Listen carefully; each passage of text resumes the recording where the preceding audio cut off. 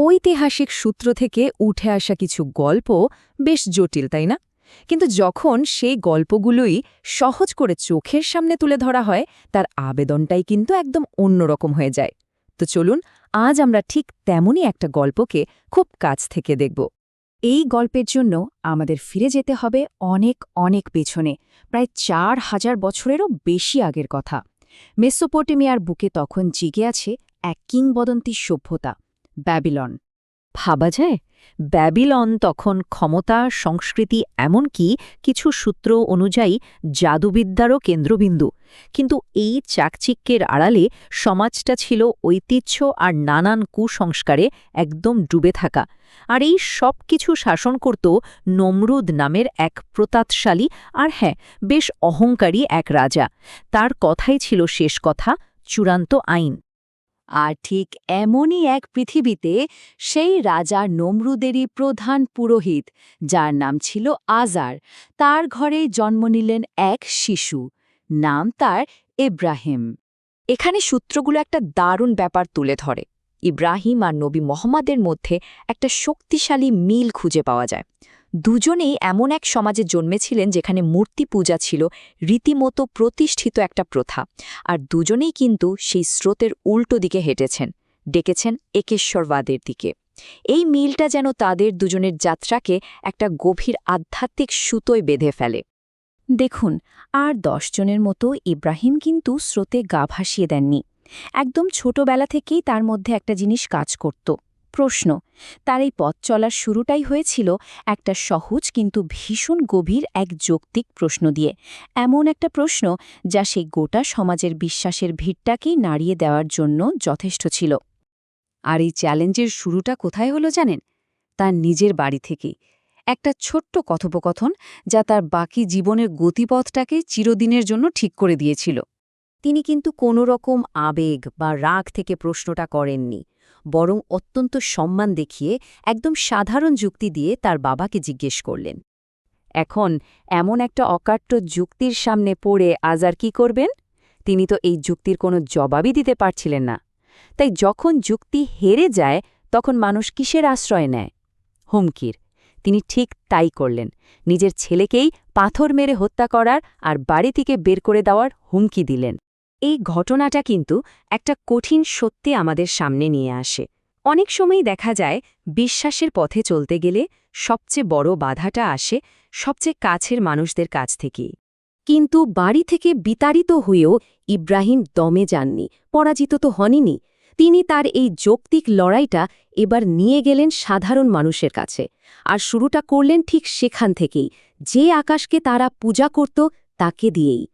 এখানে ইব্রাহিম যা করলেন তা এক কথায় অসাধারণ, একটা দারুণ কৌশল। তিনি ধাপে ধাপে সবার চোখের সামনেই একটা জিনিস প্রমাণ করতে চাইলেন। প্রথমে তারা দেখালেন, বললেন, এ আমার প্রভু। কিন্তু সেটা তো ডুবে গেল। এরপর চাঁদ, সেটাও অস্ত গেল। শেষে সবচেয়ে বড় আর উজ্জ্বল সূর্য, কিন্তু দিন শেষে সেটাও তো হারিয়ে গেল। তার মূল কথাটা ছিল খুব সহজ, যা কিছু সময়ের সাথে সাথে হারিয়ে যায়, যা নশ্বর, তা কিভাবে চিরন্তন সৃষ্টিকর্তা হতে পারে বলুন? কিন্তু কথায় তো আর কাজ হলো না। তাই ইব্রাহিম এবার সিদ্ধান্ত নিলেন, একটা বাস্তব উদাহরণ দেখানো দরকার, একটা প্র্যাকটিক্যাল লেসন। শহরের সবাই তখন একটা উৎসবে যোগ দিতে শহরের বাইরে। এই সুযোগে তিনি ঢুকে পড়লেন তাদের মন্দিরে, আর গিয়ে দেখলেন মূর্তিগুলোর সামনে কত রকম খাবার দাবার আর নানা জিনিস উৎসর্গ করা আছে। ব্যাস, তিনি তার সুযোগটা পেয়ে গেলেন। তো উৎসব শেষে লোকজন যখন মন্দিরে ফিরে এলো, এই অবস্থা দেখে তো তারা রেগে আগুন।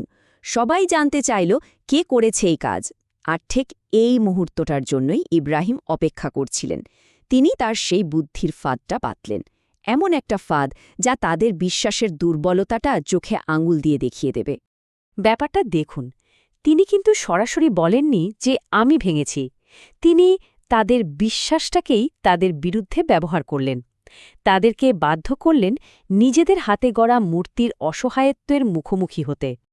আর ঠিক ওই মুহূর্তে তার যুক্তিটা একদম অকাট্য হয়ে গেল, কারণ তারা নিজেরাই তো স্বীকার করে নিল। আর এই একটা স্বীকারোক্তির সামনে তাদের বিশ্বাসের পুরো কাঠামোটা যেন হুড়মুড় করে ভেঙে পড়ল। যুক্তি দিয়ে যখন আর পারা গেল না, তখন কি হবে? পুরোহিত আর নেতারা এবার বিষয়টা নিয়ে গেল আরও উপরের পর্যায়ে। তারা এই তরুণ সত্য সন্ধানীকে সোজা হাজির করল দেশের সর্বোচ্চ ক্ষমতার অধিকারী সেই রাজা নমরুদের সামনে। এবারে লড়াইটা সরাসরি রাজার সাথে। আর রাজদরবারে দাঁড়িয়েও ইব্রাহিম সেই একই অস্ত্র ব্যবহার করলেন, যুক্তি। তিনি স্বৈরাচারী রাজাকে এমন একটা সহজ কিন্তু অকাট্য চ্যালেঞ্জ ছুড়ে দিলেন যে রাজা একেবারে কিস্তিমাত হয়ে গেলেন। এই একটা প্রশ্নই যথেষ্ট ছিল এটা দেখিয়ে দেওয়ার জন্য যে রাজার ক্ষমতার দম্ভটা আসলে কতটা ফাঁপা। তর্কে যখন আর জেতার কোনো উপায় থাকল না, তখন নমরুদ তার আসল রূপে ফিরে এলেন।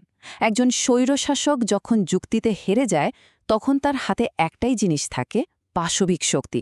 তিনি সেই শেষ আশ্রয়টাই নিলেন, হুকুম দিলেন, একে পুড়িয়ে ফেলো। এরপর আর কোনো বিতর্ক নয়, কোনো যুক্তি তর্ক নয়। শেষ পর্বটা ছিল শুধুই পাশবিক শক্তির এক নির্লজ্জ আস্ফালন। একটাই উদ্দেশ্য, সত্যের এই কণ্ঠকে চিরদিনের জন্য স্তব্ধ করে দেয়া। ভাবুন একবার, একটা বিশাল অগ্নিকুণ্ড তৈরি করার জন্য হুকুম দেওয়া হলো, আর সেটা একটানা ৪০ দিন ধরে জ্বালিয়ে রাখা হলো। এটা আর শুধু একটা শাস্তি ছিল না, এটা ছিল রাজার ক্ষমতার এক ভয়াবহ প্রদর্শনী। পুরো রাজ্যকে জড়ো করা হলো এই দৃশ্য দেখার জন্য। তাকে এবার আগুনে ছুঁড়ে ফেলার পালা। একবার চিন্তা করুন, সেই চরম মুহূর্তে নিশ্চিত মৃত্যুর সামনে দাঁড়িয়ে ইব্রাহিম কিন্তু জানতেন না যে কোনো অলৌকিক ঘটনা ঘটবে। তার কাছে তখন কি ছিল? ছিল শুধু তার বিশ্বাসের প্রতি অটল থাকা আর সৃষ্টিকর্তার ওপর তার নিঃশর্ত আস্থা। প্রায় ৪,০০০ বছর ধরে এই গল্পটা প্রজন্ম থেকে প্রজন্মান্তরে চলে আসছে, আর আজও এটা আমাদের একটা মৌলিক প্রশ্নের মুখোমুখি করে দেয়। যখন সব আশা শেষ হয়ে যায়, চারদিকে শুধু নিশ্ছিদ্র অন্ধকার, তখন বিশ্বাসের আসল চেহারাটা ঠিক কেমন হয়?